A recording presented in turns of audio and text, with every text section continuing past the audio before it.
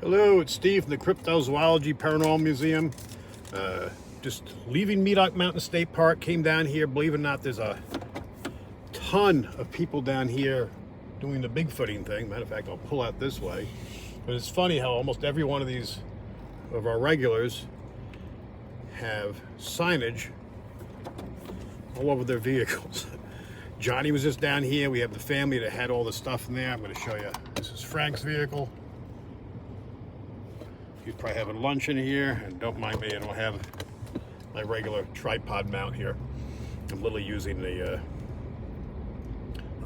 tripod stick here to do this, so it's kind of hokey. Usually I have the beanbag thing that mounts on the dashboard. So this is going to be a short video as I head back. Actually, I have a problem in town. Someone's locked our gate. We have the daisy chain of locks, and someone always eventually decides the town doesn't need access to their own facility, so I have to go back with a grinder and cut the locks off. Just typical silliness we got to deal with. I was talking to the family that's camping out here now. It is freaking cold. I came down here. My plan was to, might be shaky and try to hold everything at once. I was going to do a little quick hike. Well, I don't have the right vehicle. I have the Durango now. I'm not driving the Expedition, which has all the equipment in it. So I don't have any of my regular casting equipment or anything like that, or proper clothes as far as a real jacket. So, and it's cold out here. It's got to be maybe in the high 20s. So I'm being a bit of a wuss. So I end up just interviewing people there, not on camera. No one wanted to talk on camera yet. They want to wait till they're done with their camping. They're going to be here till Wednesday. I'm debating whether to get a campsite. Probably grab spot 19 if I can. I can back ride it with a trailer, and maybe I'll spend probably not tonight, probably tomorrow, because I've got so much stuff going on today. By the time I pack up and get up there, it'll just, basically I'll be getting in real late. I've got a 3 o'clock meeting and 3:30 meeting actually I have to do. But they claim they had something come back into their campsite. Once again, rocks being thrown. They've got their thermal camera. They claim to have gotten something on there. They don't know exactly what. Now, it sounds kind of funny when you have a camera that you don't know what you've got. But these flare scopes are a little tiny screen you got to look at. Just hold up. And you can see stuff on there, but you want to get it up on a laptop and be to zoom in and see what you really have. And that's kind of what the issue is with these. Maybe the fancier ones have a slightly bigger viewing screen. But hopefully they've gotten something good. Johnny, like I said, was down here. He was checking things out. He set up more recorders. Frank's down here. I'm not sure what Frank's doing. I didn't get a chance to talk to him. But it's like Bigfoot Central. I mean, I think there's more people down here doing research and looking into things than there are people just camping. Like I said, it's cold. There's only a couple of tents set up.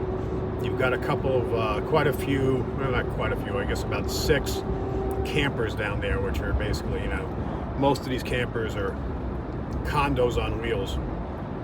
But I'll see if I do come down, I'll see if I can get a few of them to talk. They're generally kind of confused when you ask them, like, did you have anything weird happen? Did anyone throw rocks at you or anything? And but usually once I have the vehicles with the signage on it and stuff like that, they usually tend to come to us if they had anything, or just even someone's curious, like, who are you and what do you do, and want to know what all the equipment's all about. But you can see I'm heading back to Littleton now, 12 miles. So literally Medoc Mountain is 12 and a half miles south of Littleton, North Carolina, where we're based in the museum. It's a lower spot. The mountain, or peak, whatever you want to call it, at Medoc Mountain State Park is lower than Littleton itself. Littleton is 787 feet above sea level, and the top of the mountain is 600 and something. I'm not sure the exact number off the top of my head. So the surrounding area floods, so you got to be careful when the water comes in. And but it's low. I mean, it's much lower. So that's what I'm saying. I just went down here in town all morning. And don't get me wrong, it's chilly in town and stuff, but it's a lot warmer in town than it is down in the park.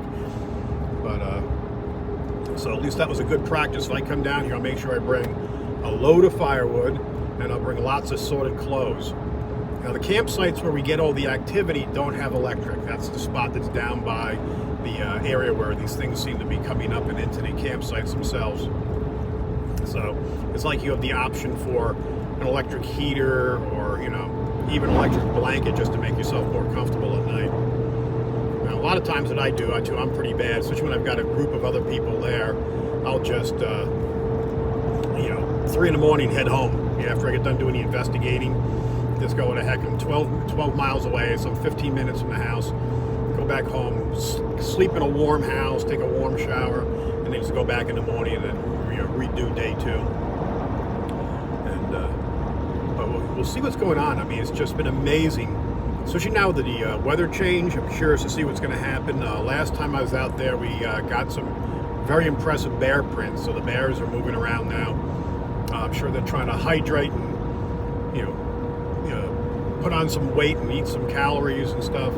So I'm going to imagine you're going to have some issues with them going through garbage cans and stuff like that. So just if you're heading that way, remember to keep your food away from your tent. You can elevate it if you want. They have some hooks in the thing, but if it's going to be a sacrificial meal, just put it away from you. If they want to take it, let them take it.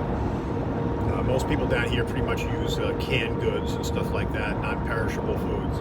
So it's nothing they should smell. And the garbage cans are far enough away from the campsites, and if they go in that, it shouldn't be too big of a deal. As you can hear, it's kind of windy out, and I'm getting some blast, which definitely doesn't help on a cold day. But anyway, so we're gonna see what happens. I got to make decisions on what I'm going to do with this weather. I'm just, as I get older and wimpier, or just less I want to sit in a tent and freeze. You can only drink so much soup and coffee to keep yourself warm. But it's supposed to be warmer later in the week, and unfortunately, then once I get towards the weekends, I'm back at the museum. If I don't do this, if I don't come down to the park, I have full intention. Actually, my intent was to get on the road today. So if I have to, I'll get on the road and I can grab one of these paranormal spots and do that. I'll make a few phone calls when I get back in town after I get done cutting locks and some of the other silliness I got to do. But once again, we're always asking for ideas. But I hate to walk away when I've got so much activity right in my own backyard. I mean, it's literally I can run back and forth. So I might just come down, and these folks that are down here, they're all very nice, and they're all saying, don't even bother to rent a spot, just, you come and stay at our spot. I usually like to try to get my own spot, plus you want to support the campsites, and you want to support the park itself. And if I can, I'd like to get a couple of spots over from whoever's there. This way we're just covering so much more turf as far as activity. If they're having activity at their site, we can see what I'm having at my site, and vice versa. Here's a location I would love to get into, this old building here. I don't know if I can show you here as I drive by. Can you guys see that? I don't know if you saw it. This is the most impractical way to film, I tell you. Literally, I've got these camera, the phone mounted to a tripod as I drive. There's another one here. This is the old, this one we know has got activity in it. I'm not even going to try to show you. I'll end up off the road.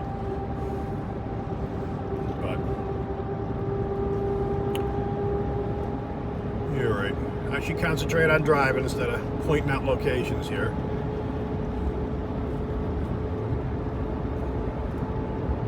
But you can see, this is, we got some homes in here, but for the most part, this is a wooded area. We're in the middle of nowhere. You do Google Earth, you zoom out, you can see, you can move from these little tiny towns around here, town to town, pretty much totally hidden in the woods. I mean, especially this time of the year, it'd be pretty easy. I mean, it'd be, you still got to worry about trip hazards and old wells and things like that. But at least, the snakes, the spiders, the chiggers, the ticks and stuff aren't so bad now. It's cold, everything's down, and you shouldn't have the issues you normally have.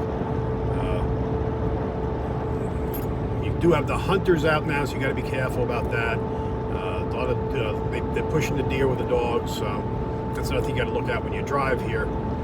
You don't need any more dogs get run over, or even you definitely don't want to hit a deer out. Make for a bad day,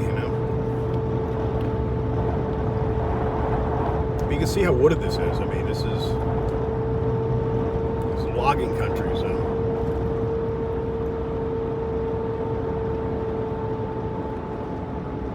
this is kind of twisty here. All right. I'm going to do by the time I get to this bend up here, I'm going to slow down to make the turn, and I'm going to kill this video. Hopefully I'll get some videos out to you one way or the other. Something's happening this week. I'm going to be, like I said, I'm going on the road.